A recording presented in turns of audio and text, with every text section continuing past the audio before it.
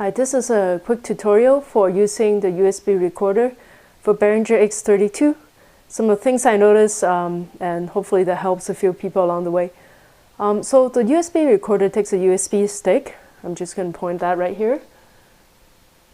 Here it is. I have a Kingston USB stick here, and it only accepts USB formatted memory sticks by FAT16 or FAT32.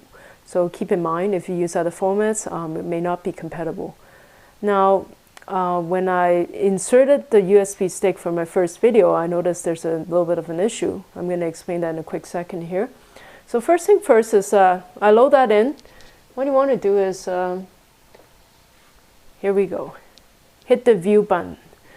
So when I hit the view button, what it should show is a tape deck in the screen as shown. It's pretty cool. It shows you a cassette tape and shows you a little bit here in this page some of the recording or MP3s you have. Okay, that's pretty cool.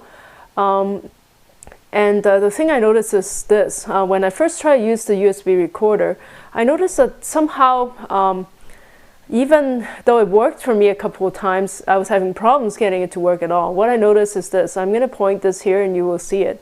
Here's the access light right here. Okay, so if you put in your USB stick and the access light don't flash at all, it may not be properly connected from a physical standpoint.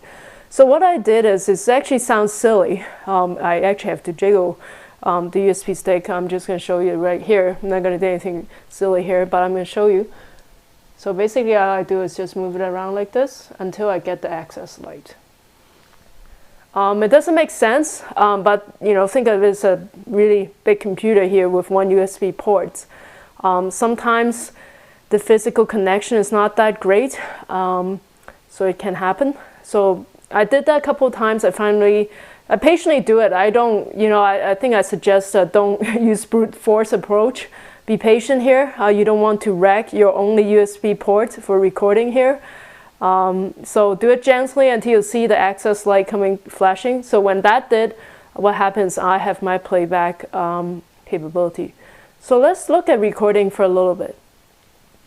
Now let's go to the page select and let me go to config here. Okay, I'm going to zoom in a little bit.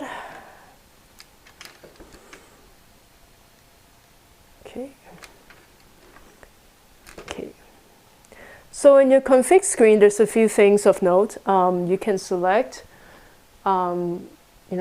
which left or right channel you want to select. A bit more gain, less gain. You can do it here, left, and you can just click that, and then you can select right.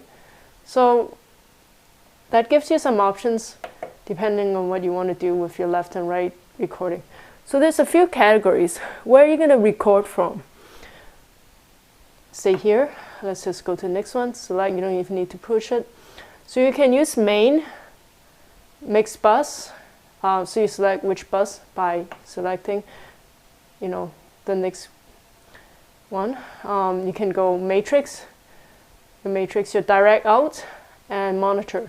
However you want to monitor, whatever you want to record, you can select it based on your category. So I started with just simple off.